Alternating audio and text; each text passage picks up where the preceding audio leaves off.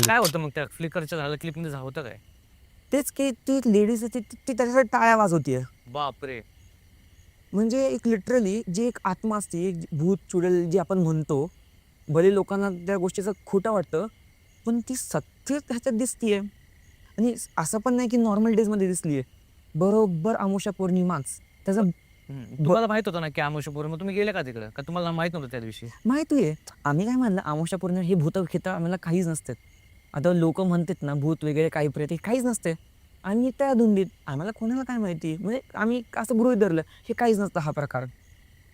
मग एक म्हणलं की एक एक्सपिरियन्स घेऊनच पाहावा. आणि कुठं काय होतंय स्मशान भूमी म्हणजे काय बिचारे माणसं जे जातात ते देवाघरी जे जातात ना, दुसरीकडे कुठं जाणार आहे?